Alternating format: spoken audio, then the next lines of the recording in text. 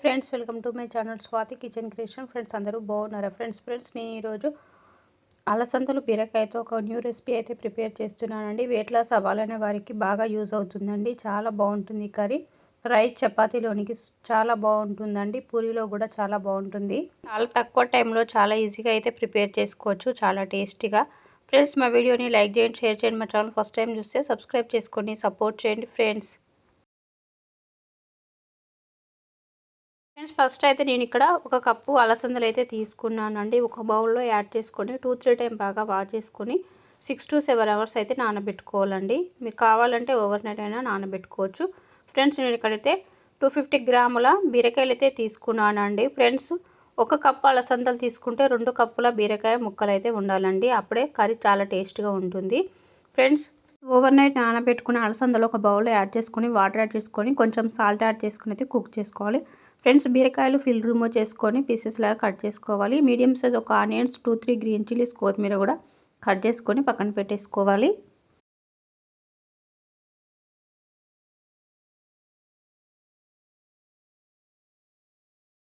Cook అయిపోయాయండి. Stove off చేసుకోవాలి. అలసందలు చాలా మెత్తగా అయితే కుక్ చేసుకోవాలి. ఫ్రెండ్స్, 2-3 టేబుల్ స్పూన్ల పుట్నాల పప్పు అయితే యాడ్ చేసుకొని మిక్సీ జార్లో మెత్తని పేస్ట్ లాగా అయితే పట్టుకోవాలండి.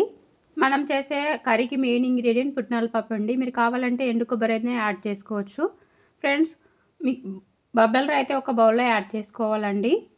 స్టవ్ వెలిగించుకొని ప్యాన్ పెట్టుకొని 2 టేబుల్ స్పూన్ల ఆయిల్ అయితే యాడ్ చేసుకొని కొంచెం జీలకర్ర యాడ్ చేసుకోవాలి. ఆవాలు యాడ్ చేసుకొని ఫ్రై చేసుకోవాలి. ఆనియన్ పీసెస్ కూడా యాడ్ చేసుకొని ఫ్రై చేసుకోవాలి.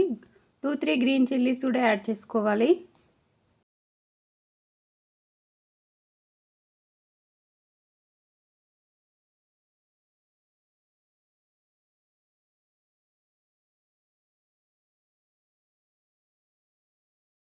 Tablespoon ginger garlic paste add చేసుకొని పచ్చివాసన పోయే వరకు ఫ్రై చేసుకోవాలి. ఒక half tablespoon turmeric powder add చేసుకొని ఒకసారి బాగా కలుపుకొని ఇప్పుడైతే బీరకాయ పీసెస్ అన్నీ యాడ్ చేసుకొని 5-6 మినిట్స్ అయితే కుక్ చేసుకోవాలి.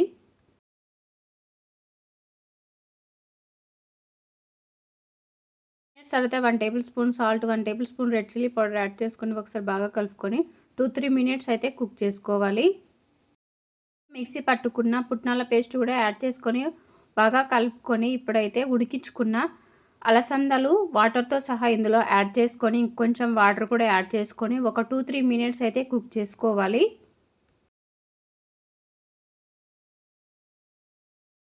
కొత్తిమీర కూడా యాడ్ చేసుకొని ఒక 2-3 మినిట్స్ కుక్ చేసుకోవాలి.